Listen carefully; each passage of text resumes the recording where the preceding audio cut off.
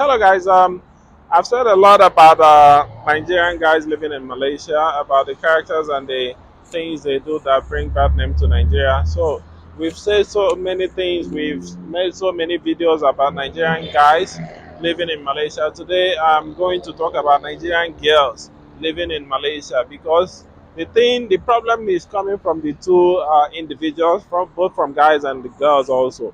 So the particular problem with our Nigerian girls living in Malaysia is that most of them are mostly not coming here to do something serious. So now we are living in the 21st century, and getting a job, getting employment, getting an offer to work for any company doesn't really rely on being a guy or being a girl. Now everybody, a girl can do a job that a guy can do, like getting employment in the IT industries or the medical or the teaching works. Women can do it even in this Malaysia. But the problem now is that almost 90% of our Nigerian girls that are staying in this Malaysia are into prostitution. They are not doing anything legal.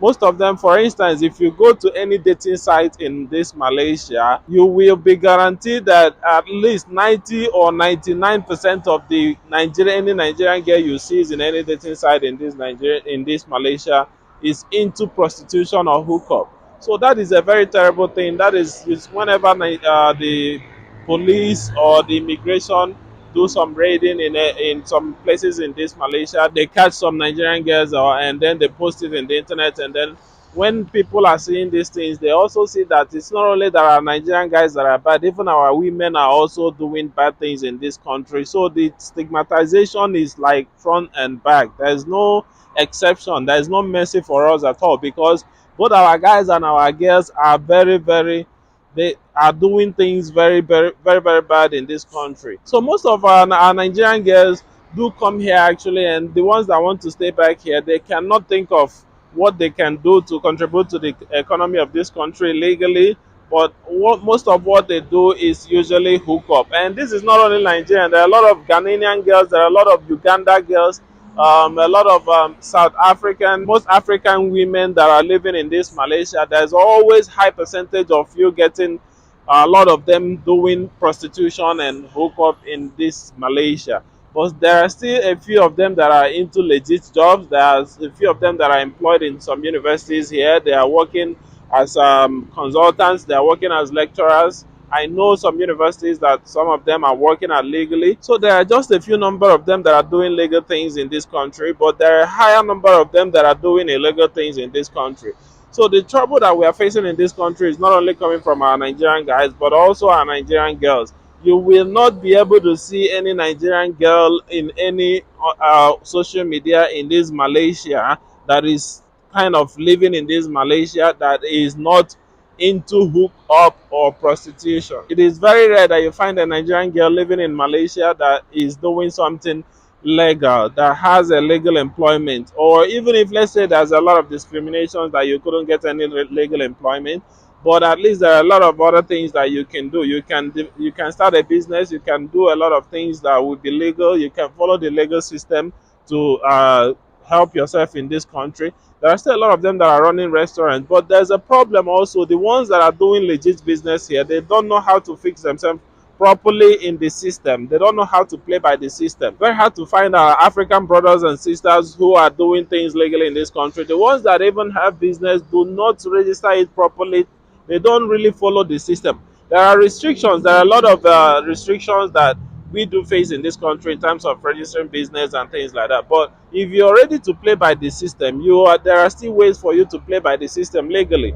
So, but these people, they come to Malaysia with the Nigerian mentality of just doing things very messy. You go to their shops, the ones that have shops, you go to their shop, very messy, very untidy, very unprofessional. Now, but you go to Malaysian shops, very tidy and very professional, advanced. So you come all the way to Malaysia, you pass all the how many seas you pass, you come here, you still cannot adapt to the local cultures. You still cannot adapt to the local lifestyle of the people. It's very difficult for you to behave as they behave. You live your life very carelessly. You do a lot of things that upset them. Do you know how these people feel when they see in the television that police did a raid and they catch some Nigerian girls or African girls doing prostitution? That is the only thing that will go into their mind, the mind of their people, is that that's the only thing that our people do here. If it's the only thing you will hear is that either our men are doing drugs or doing scamming, or our women are doing prostitution. So there are always terrible things to hear about Nigerians in Malaysia. There's never a time you will hear that a Nigerian developed this software in Malaysia and this company bought it and they went viral. There's never a time you will hear that a Nigerian surgeon or a doctor successfully conducted this operation, and then the hospital was very glad. There's never a time you will hear that a Nigerian lecturer did something marvelous like this, or was the best in their school, in their university. Or there's never a time you will hear anything good about Nigerian in Malaysia, because it is always terrible things. It is always either they are doing scamming or they are doing prostitution. It's always terrible things. That is all the things that we hear. So that's the problem we face in this country. Our problem in Malaysia is not only coming from our men, it's also coming from our women. Our women in Malaysia, most of them, higher percentage of them here, are not doing anything legal. They are always into illegal things. That is why I always advise people, if you're coming to Malaysia, especially a woman, I will not advise our women to come to Malaysia either for study or for anything, unless you know that you have brains, you have something in your head that you can use to contribute to the economy of this country. You can be able to secure employment. There are Nigerian women that are working in some universities here. There are Nigerian women that are working in different companies here, legit, and they are contributing very high value to the companies. But the problem is that the majority of them are doing illegal things, into prostitution and hookup. So the lifestyle now if you ask them, they will say that because there is no job, or there is no. The problem is not that there is no job. The problem is that what have you set your mind to do? Do you want to do something legal or not? Because the problem, when you catch a thief, they will always have excuse to give you why they are robbing people or why they are thieving. So, but the excuse is not enough excuse for you to do that thing. There's always an alternative. There's always a choice. Even in this country, that's very hard for Africans to survive or something like that. There's a lot of restrictions, but there are still a lot of things that you can do to follow the system, to do things legally that will make you have a very good name in this country. Now, we are not only the people in this country, there are a lot of people from different countries. There are Americans living in Malaysia, there are people from the UK living in Malaysia, there are people from European countries living in Malaysia. When you see these people, when Malaysians see these people, they give them a lot of respect. And even some African countries, there are people from Ghana also, or some African countries, South Africa, that lives in Malaysia. Malaysia gives them a lot of respect. The only trouble, the only problem they always hear in the television is Nigeria, Nigeria, Nigeria. So that's why they lose a lot of respect for Nigerians, and that's why they never very comfortable in giving us opportunities or having any business to do with us. So our women, we have talked a lot about our men doing things in Malaysia that is not good. Now we are now focusing on our women in Malaysia. If you know that you don't have the brain capacity to create opportunity where there's no opportunity, then don't come to Malaysia at all, because Malaysia is very difficult. That is one truth that everyone needs to understand. Malaysia is not as easy as Europe, where you can go and get some cleaning or a daycare job or security job or anything. No, every job that you are getting in Malaysia as an African have to be an expatriate job. There is nothing less than that. So if you know that you cannot handle that capacity or level of job, it is better you think of going to Europe or America. Don't think of coming to Malaysia or even any Asian country, because it's always very difficult. If you want to survive in any Asian country, you have to be very smart. You have to be extremely very smart and know how to create opportunities by yourself. If the opportunity didn't come for you, you create the opportunity by yourself. Do not go to other people's country and do things that are illegal, which will cause bad name to the country and yourself. I went to Nigerian embassy in Malaysia here to collect some reference letter to do some application that I wanted to do. And then the guy at the counter, you need to see the way he was talking to us, like he was like shouting, this reference letter that I'm giving to you, make sure you don't abuse it, so that they will bring the bad name against the country. And he was talking to me very disrespectfully and careless. But although I didn't really blame him, because he was talking out of experience, because a lot of our people do things that cause bad name to our country, and then When we have bad names and we lose a lot of privileges, we start complaining against the government. Now, it's not always the government, because all the things that we do abroad that bring bad name to Nigeria is not dependent on the government. It's not only our government that is bad. The government of Ghana is bad. The government of Togo is bad. The government of other countries are bad. But did you know that there are some African countries that actually have free visa to Malaysia, visa on arrival? But it's only Nigeria that doesn't have that. I think Guinea also, or even Ghana, do have visa on arrival to Malaysia. But Nigeria, you have to get visa before you come to Malaysia. So you need to understand that